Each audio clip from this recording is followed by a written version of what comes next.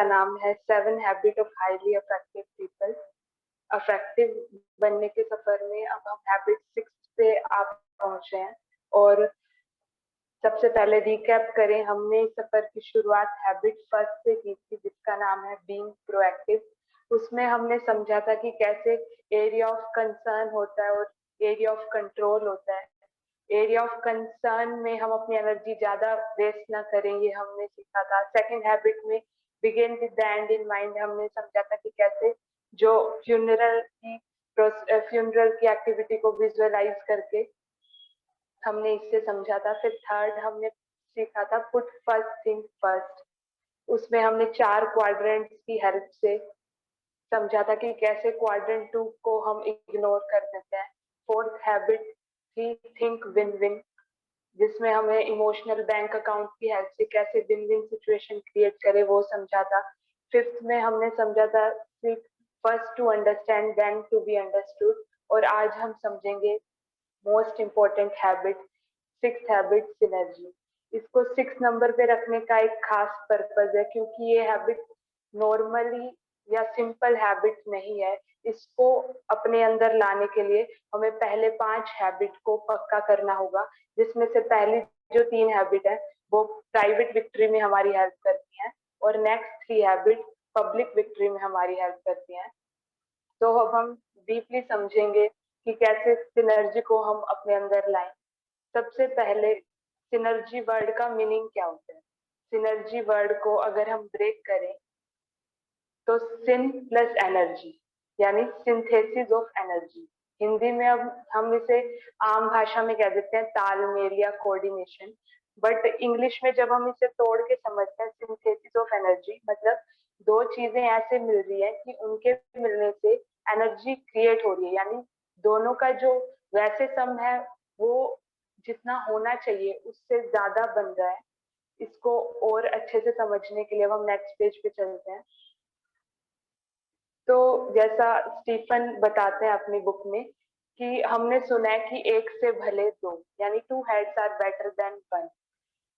तो जब 2 चीजें मिल जाती हैं तो कैसे वो हेल्प करती है हमें। हमने अपने नॉर्मल रूटीन में भी देखा है कि एक बीम जो है वो अगर 500 kg वजन उठा सकता है, 2 बीम मतलब 1000 kg वजन उठा सकते हैं, पर उन दोनों को जोड़ दे 2 नेल्स की हेल्प से, 2 कील की हेल्प से, तो वो 5000 kg वजन उठा सकते हैं। मतलब 2 के मिलने से जो शक्ति हुई वो कितनी ट्रिमेंडस है। उसके बाद नेक्स्ट पॉइंट में ऑथर बताते हैं हैबिट ऑफ क्रिएटिव कोऑपरेशन, यानी जो ये हैबिट है ये क्रिएटिविटी की हैबिट है।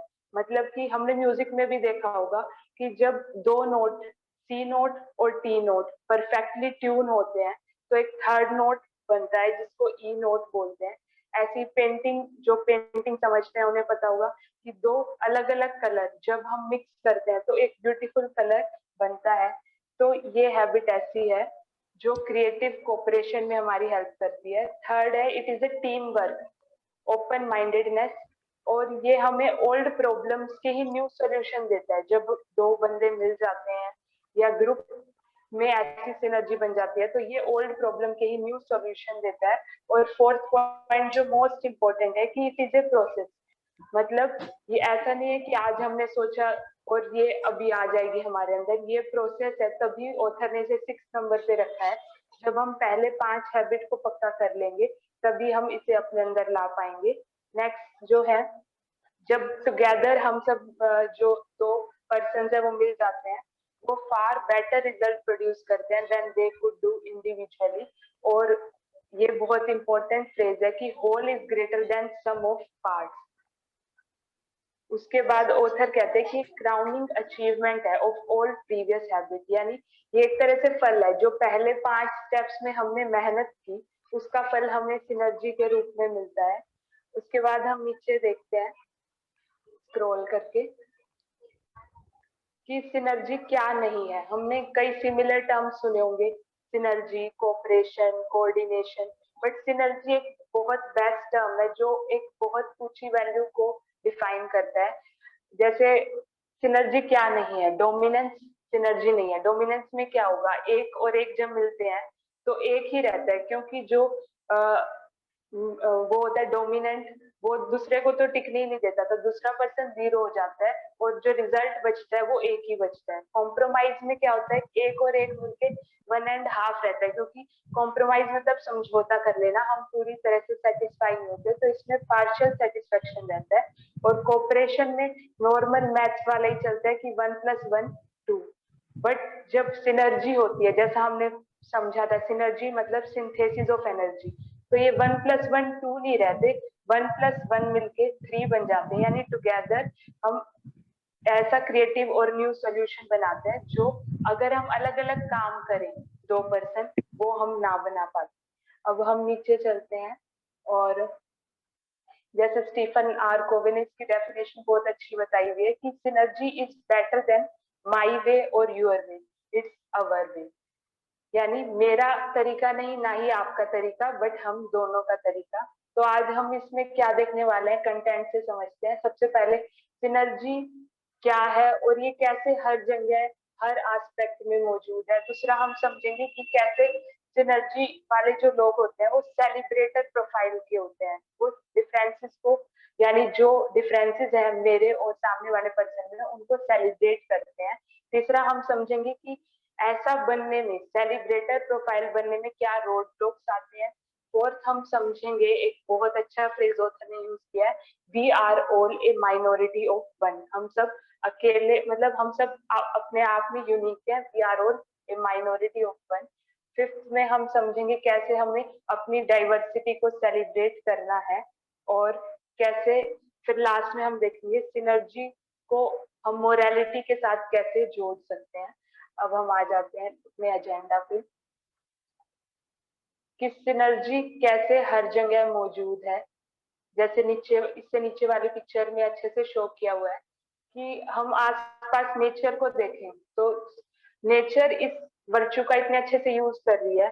ट्री की इतनी सारी रूट्स होती हैं तभी वो स्ट्रॉन्गली स्टैंड कर पाता है। ऐसी फिश जब ग्रुप में चलती हैं तो उन्हें एक सेटिस्फेक्शन होता है, एक सेंस ऑफ सिक्योरिटी होती है कि हाँ अब वो प्रोटेक्टेड है। ऐसे ही जैसे पिक्चर में शो किया हुआ है राइनो और बर्ड का, तो ऐसे सब चीजें आपस में तालमेल से चलती है। नेचर ने इस वर्चू को बहुत अच्छे से समझा है, बट हम ह्यूमन बींग्स कभी कभी इसे अंडर एस्टिमेट करते हैं।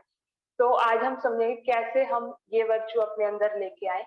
नेक्स्ट स्लाइड में अब हम देखते हैं कि कैसे जो सिनर्जी वाले लोग होते हैं वो डिफरेंसेस को सेलिब्रेट करते हैं। यानी कि कई बार हम सामने वाले को देख के ऐसे मन में थॉट प्रोड्यूस करते हैं कि ये पता नहीं अजीब सा बंदा है, तो पर जो सिनर्जी वाले लोग होंगे वो सेलिब्रेट करेंगे डिफरेंसेस को, उनके मन में ये थॉट भी नहीं आएगा कि ये थोड़ा अलग है, ये थोड़ा अजीब है, क्योंकि उन्होंने बहुत अच्छे से अपना ये मेंटेलिटी बनाई है कि हर कोई अपने आप में यूनिक है। तो 3 तरह के लोग होते हैं जैसा पिक्चर में नीचे शो किया हुआ है। एक होता है शनर प्रोफाइल, एक है टोलरेटर प्रोफाइल, और तीसरा जो सबसे आइडियल है वो है सेलिब्रेटर प्रोफाइल। अब हम तीनों को अच्छे से समझेंगे नीचे वाली साइड में कि जो शनर प्रोफाइल है वो लोग कैसे होते हैं। जैसा इसमें अच्छे से शो किया हुआ है कि वो डिफरेंसेस को बिल्कुल डिसलाइक करते हैं, अलग जो उनसे अलग होते हैं वो उनके पास भी नहीं जाते, और उन्हें लगता है जो उनका तरीका है वही बेस्ट वे है और वही द वे है। पर जो टॉलरेटर प्रोफाइल है वो मिड कैटेगरी में आते हैं, जैसे नीचे शो किया हुआ है। टॉलरेटर प्रोफाइल वाले समझते तो हैं कि हाँ हर कोई अलग होता है, वो डाइवर्सिटी को बट इम्ब्रेस नहीं करते हैं, वो मतलब डिफरेंसेस उनके लिए स्टिल हर्डल रहते हैं। तो अगर हम एक कॉन्टिन्यूम पे देखें तो सबसे एक्सट्रीम लेफ्ट में शनर प्रोफाइल वाले लोग होंगे जो डाइवर्सिटी को बिल्कुल डिसलाइक करते हैं, बीच में होंगे टॉलरेटर प्रोफाइल वाले, और जो थर्ड कैटेगरी है वो है सेलिब्रेटर प्रोफाइल, जैसा हमें बनना है।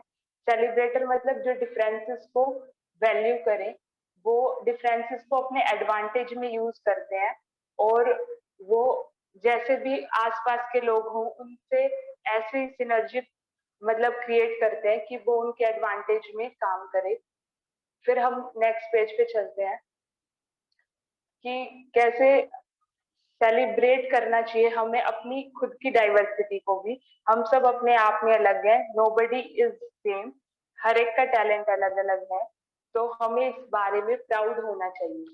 बट ऑथर कहते हैं कि ये भी समझना चाहिए कि ऐसा आइडियल सिचुएशन तक पहुंचना आसान नहीं है, इसमें भी कुछ रोड ब्लॉक्स आते हैं। क्या रोड ब्लॉक्स आते हैं? 3 ऑथर बताते हैं, 3 मेन रोड ब्लॉक्स हमें सेलिब्रेटर प्रोफाइल बनने में, ऐसा बनने में जो विविधता को अच्छे से स्वीकार करे, वैसा बनने में 3 मेन हिंड्रेंसेस आते हैं। पहला इग्नोरेंस, दूसरा क्लिक्स और तीसरा है प्रीजुडाइज। इग्नोरेंस वाले जो लोग होते हैं, मतलब इग्नोरेंस वाली जो बात होती है, उसका मतलब जैसा नीचे शो किया हुआ है, ignorance means you are clueless, मतलब आपको पता ही नहीं आसपास जो है वो लोग हमसे अलग हैं, हम इतना इग्नोरेंस में रहते हैं, इतना अनकॉन्शियसनेस में रहते हैं। तो पहला चीज है, हमने उसे कभी ध्यान से नोटिस ही नहीं किया कि डाइवर्सिटी है भी। दूसरी जो बात हमारे उसमें हिंड्रेंस बनती है वो है क्लिक्स। क्लिक्स मतलब जैसा पिक्चर में शो किया हुआ है, ये ऐसे लोगों का ग्रुप है जो डिफरेंट पर्सन को अपने ग्रुप में शामिल ही नहीं होने देते। जैसे इस पिक्चर में शो किया हुआ है कि वो अलग से खड़े हैं और वो ऐसे अलग खड़े हैं कि वो सामने वाले को अपने अंदर इंक्लूड ही नहीं करना चाह रहे। तो क्लिक्स वाली जो मेंटेलिटी होती है कि हमें सिर्फ लाइक माइंडेड लोगों का एक ग्रुप बनाना है, वो भी इसमें हिंड्रेंस बनती है। थर्ड जो पॉइंट है प्रीजुडाइज। प्रीजुडाइज मतलब जो प्री कंसीव्ड नोशन है, नेगेटिव ओपिनियन है, प्री जजमेंट्स हैं, लेबल्स हैं कि ये लोग या ये विचारधारा वाले लोग, ये माइंडसेट वाले लोग ठीक नहीं होते। तो वो पहले से जो हमने अपने अंदर बिलीफ सिस्टम बनाए हुए नेगेटिव में, वो भी हमारे को सेलिब्रेटर प्रोफाइल बनने में रोकते हैं। तो 3 हमने ये हिंड्रेंसेस देखे, पहला इग्नोरेंस, दूसरा क्लिक्स और तीसरा प्रीजुडाइज। अब हम समझते हैं कि कैसे we are all a minority of one. तो ये कितना अच्छा फ्रेज है कि हम अपने आप में सब यूनिक हैं, सब माइनॉरिटी है अपने आप में। तो कैसे माइनॉरिटी है? क्योंकि हम we learn differently, we see differently, we have different styles. तो इसको भी हम अच्छे से समझते हैं कि कैसे हम, हमारा जो लर्निंग स्टाइल है वो भी अलग है, हमारा जो प्रोसेसिंग स्टाइल है, चीजों को समझने का तरीका है वो डिफरेंट है। फिर नेक्स्ट स्लाइड बहुत अच्छे से बताते हैं कि कैसे हमारा चीजों को देखने का तरीका भी अलग है, पैराडाइम जिसे हम बोलते हैं। तो हम हर एक बंदा चीजों को अलग तरीके से देखता है। नीचे शो की पिक्चर्स को ही अब देखें तो जैसे इस स्लाइड में पिक्चर शो की हुई है, तो इसको हम देखें तो हर एक इमेज में एक इंस्टेंस पे देखने से कुछ और दिख रहा है, बट दूसरे इंस्टेंस पे देखें हम ध्यान से, जैसे फर्स्ट इमेज में पहले हमें कुछ अलग सा एक पिक्चर दिख रही है, बट सेकंड इंस्टेंस में 2 पर्सन आमने सामने फेस किए हुए दिख रहे हैं। सेकंड पिक्चर में एक हमें फॉरेस्ट दिख रहा है, पर ध्यान से हम देखें तो फिर इसमें एक इमेज भी बनी है एक पर्सन की। तो इस तरह ये क्या है, पैराडाइम, मतलब हम सब चीजों को अलग अलग तरीके से देखते हैं। जैसा हमने फर्स्ट सेशन में ही देखा था, पैराडाइम मतलब चीजों को देखने का नजरिया। तो इस तरह ऑथर ये समझाते हैं कि we all are minority of one. उसके बाद हम समझते हैं कि कैसे सिनर्जी होनी चाहिए जब हम बातचीत करते हैं। तो इस स्लाइड पे जो एक्स एक्सिस है उसमें कोऑपरेशन दिखाया हुआ है, वाई एक्सिस पे ट्रस्ट। जब कोऑपरेशन मतलब तालमेल भी कम होता है और विश्वास भी दोनों पार्टीज के बीच में कम होता है, तो जो कम्युनिकेशन का लेवल होता है वो डिफेंसिव होता है, विन लूज का होता है, नेगेटिव में होता है। बट जब जैसे जैसे कोऑपरेशन और ट्रस्ट बढ़ता है तो हम एक आइडियल सिचुएशन की तरफ बढ़ते हैं। यानी दोनों पार्टीज में जो 2 बंदे साथ काम कर रहे हैं उनके बीच में जब कोऑपरेशन बढ़ता है और विश्वास बढ़ता है एक दूसरे के प्रति, तो हम सिनर्जी विन विन वाले सिचुएशन पे पहुंच जाते हैं। अब आज की एक्टिविटी हम करेंगे जो नेक्स्ट स्लाइड में शो की हुई है, फोर्स फील्ड एनालिसिस। तो हम मतलब एक बहुत फेमस सोशियोलॉजिस्ट है कर्ट यूइंग, उन्होंने थ्योरी दी है फोर्स फील्ड एनालिसिस। इसमें उन्होंने बताया कि कोई भी चेंज लाना हो, बदलाव लाना हो, तो कैसे लाया जा सकता है। नीचे वाली पिक्चर में बहुत अच्छे से शो किया हुआ है कि चेंज लाने के लिए 2 फैक्टर होते हैं, ड्राइविंग फोर्स और रिस्ट्रेनिंग फोर्स। ड्राइविंग फोर्स मतलब जो उस चेंज को लाने का मोटिवेशन है, मतलब जो पॉजिटिव फेवरेबल फैक्टर है जो चेंज लाने के लिए हमें इंस्पायर कर रहा है। और रिस्ट्रेनिंग फोर्स मतलब जो चेंज लाने में हिंड्रेंस है। इसको हम एक फैक्ट्री या ऑर्गेनाइजेशन के एग्जांपल से समझते हैं। एक ऑर्गेनाइजेशन चाहता है कि वो टेक्नोलॉजी को अडॉप्ट करे, बट ड्राइविंग फोर्स क्या है इसमें? ड्राइविंग फोर्स मतलब कि जो उसे मोटिवेट कर रहे हैं कि अगर वो टेक्नोलॉजी लेके आएंगे तो वो ज्यादा क्वांटिटी में चीज प्रोड्यूस कर पाएंगे। और रिस्ट्रेनिंग फोर्स क्या है कि अगर वो मशीन लेके आएंगे, टेक्नोलॉजी लेके आएंगे, तो उन्हें कुछ एम्प्लॉइज को ऑर्गेनाइजेशन से हटाना पड़ेगा। बट होता क्या है, जब ड्राइविंग फोर्स और रिस्ट्रेनिंग फोर्स बराबर होंगे तो ये स्टेटस को बन जाएगा, मतलब चेंज आ ही नहीं पाएगा, क्योंकि ड्राइविंग और रिस्ट्रेनिंग दोनों फोर्स बराबर है तो न्यूट्रल हो जाता है। बट इसमें जो कर्ट ल्यूइन है वो समझाते हैं कि कोई भी चेंज हमें लाना हो तो हमें पहले जो इक्विलिब्रियम है उसे अनफ्रीज करना होगा, यानी जो स्टेटस को है उसे हिलाना पड़ेगा। और वो कैसे होगा? जब हम फेवरेबल साइड वाले फैक्टर को थोड़ा बढ़ाएंगे। तो एक्टिविटी हमें ये करनी है कि जो मान लो हम कोई भी हैबिट ही डेवलप करना चाहते हैं अपने अंदर, तो हमें ये सोचना है कि क्या पॉजिटिव फोर्स है जो मुझे इनकरेज कर रहा है उस एक्टिविटी को, उस हैबिट को अपने अंदर डेवलप करने में। और दूसरी तरफ रेड साइड वाले तरफ हमें लिखना है क्या रिस्ट्रेनिंग फोर्स है जो मुझे रोक रहा है उस हैबिट को अपने अंदर लाने में। फिर देखना है दोनों का वेटेज कितना है, दोनों को आप कितना स्कोर दोगे। अगर दोनों का स्कोर बराबर है तो नई हैबिट आ ही नहीं पाएगी। इसलिए हमें क्या करना है कि जो पॉजिटिव वाला साइड है उसको बढ़ाना है और देखना है कि क्या मैं ऐड करूं कि पॉजिटिव वाला साइड मेरा बढ़ जाए और चेंज आ पाए, नया इक्विलिब्रियम सेट हो पाए। फिर हम अब समझते हैं कि गेटिंग टू सिनर्जी, सिनर्जी को लाने में अपने अंदर क्या क्या स्टेप्स हमें फॉलो करने होंगे। सबसे पहले तो हमें एक सिनर्जी एक्शन प्लान बनाना होगा, जो हम नेक्स्ट स्लाइड में देखते हैं।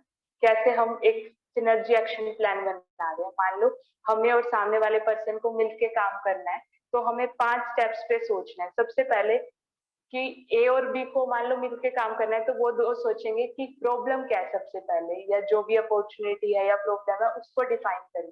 दूसरे स्टेप में वो सोचेंगे see their way, see but everyone else idea are. मतलब पहले तो जो ए है वो सोचेगा मेरा आइडिया क्या है, बी सोचेगा मेरा आइडिया क्या है। दोनों अपने अपने आइडियाज बताएंगे, जैसा नीचे वाले पिक्चर में बहुत अच्छे से बताया हुआ है कि सबसे पहले हम प्रॉब्लम को डिफाइन करेंगे, फिर दूसरा देयर वे, सामने वाले का तरीका समझेंगे, फिर समझेंगे माई वे, मेरा तरीका क्या है।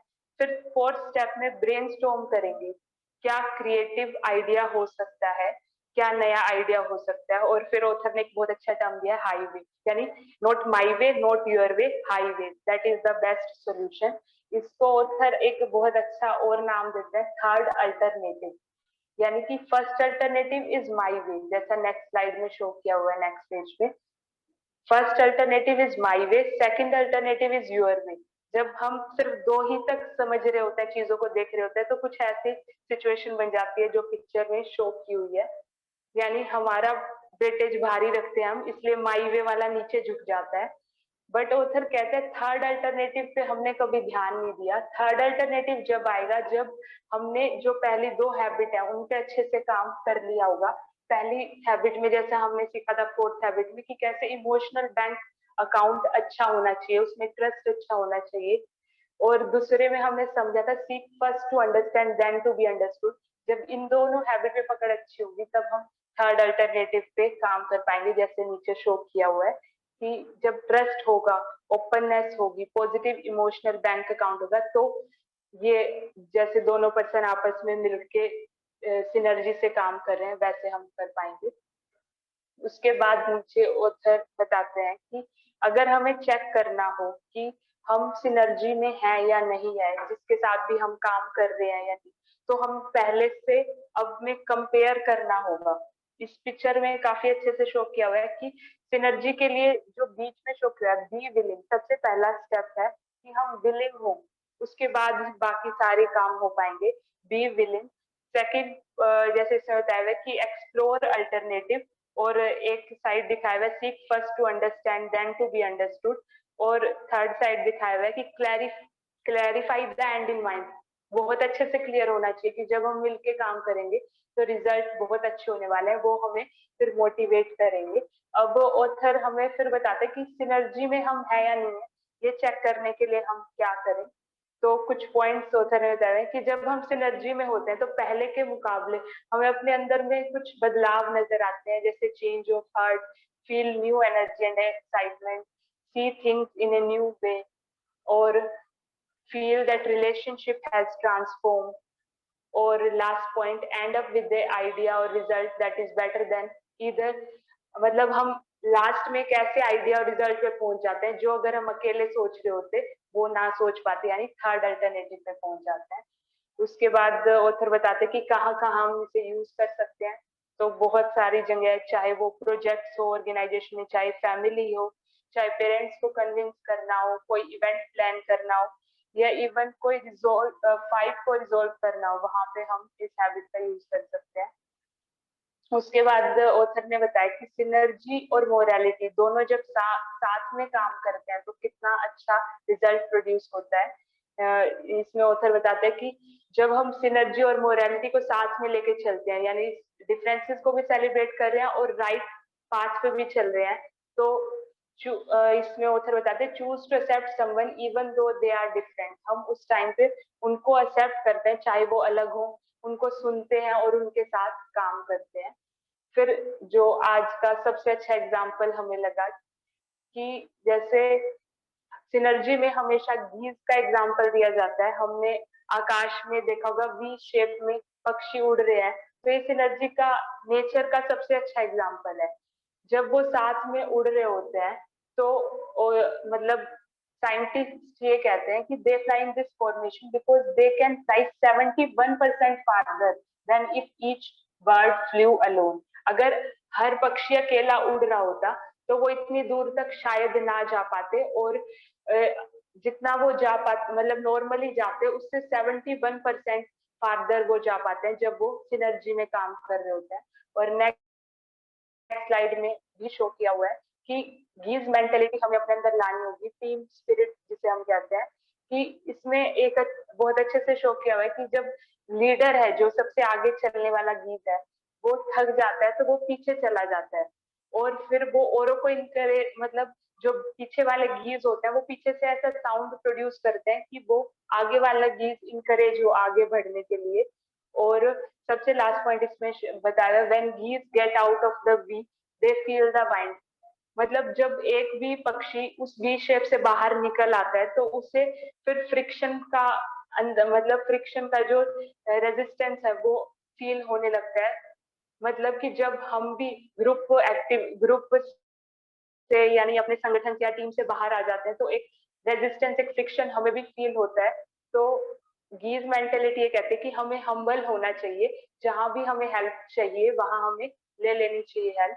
तो आज की जो प्रेजेंटेशन है इसे समराइज करते हुए हेलन केलर का हमने नाम सुना होगा, अमेरिकन ऑथर और डिसेबिलिटी राइट एक्टिविस्ट हैं ये। तो इन्होंने बहुत अच्छा कहा कि alone we can do little, together we can do so much. और कंक्लूड हम इस तरह कह सकते हैं कि it is not my way not your way, it is the best way, that is high way, third alternative. But हम human beings ने इसे नेचर के मुकाबले में कम समझा है, बर्ड्स ने भी इसे समझ लिया, बट हम इसे यूज नहीं कर पाए, चाहे वो दो एनजीओ हो। यानी हम देखते हैं कि दो एनजीओ जैसे सपोज चाइल्ड एजुकेशन के लिए काम करे, दोनों का पर्पस सेम है कि चाइल्ड एजुकेशन बढ़ाई जाए, बट पर्पस सेम होते हुए भी वो साथ में आके काम नहीं करते। कुछ साइकोलॉजिकल फैक्टर्स है जो उन्हें रोकते हैं। अगर ऐसा ना हो तो फिर देश कितना आगे बढ़ जाए। तो हमें अपने अंदर सिनर्जी की हैबिट को डेवलप करना चाहिए, ऐसा उत्तर कहते हैं।